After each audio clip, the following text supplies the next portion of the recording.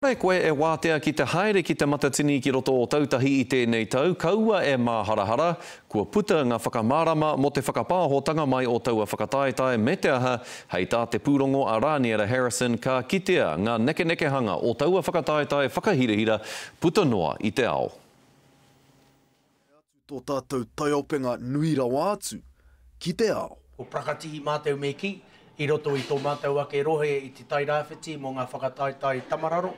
I tēnei wā, kei te takatū mātou, ki te tuku i tēnei mahi ki te ao whānui. Kore waina te manu whakapāho hou a Haka TV, he hua i puta i te pai o te rere o te whakapāhotanga o ngā whakataetae kapahaka āmotu mō ngā kura tuarua o te motu.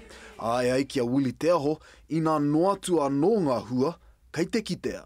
Nui atu i te whā te kau ngā motu, kai wahu atu i Aotearoa i Ahitereiria, i whakapā mai ki te mātakitaki i ngā mahi i tukunāti ki a rātou mā te ipurangi. Me te aha e kore nei ona ta tauranga mo te rūkahu. Nā reira, mōhio tunu mātou e māke te kai waho i Aotearoa i Ahitereiria e hia kai ana ki enei mahi, e ngā kau nui ana ki enei mahi. Misty watercolored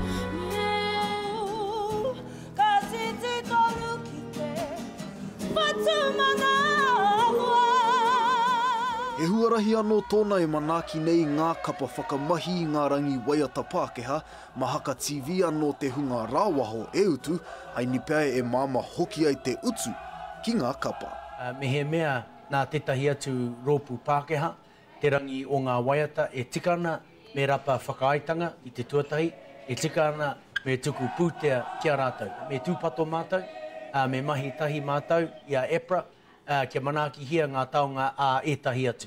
He te kautāra kia hono atu ai te tangata ki a Haka TV mo te rā kotahi, engari e ai ki te aho ka ora anora a kapa haka i enei kohinga pūtea. Tetahi wahanga ka haere ki te matatini, tetahi wahanga ka haere ki ngā rohe, tetahi wahanga ka haere ki ngā kapa i te mea nā rātou ngā mahi nei e whakātuhia ana ki te ao. Me te tino mōhio i nā te taimaha o te taha pūtea ki aia. Nui atu i te whātekau mano tāra, kai a mātou tērā utu.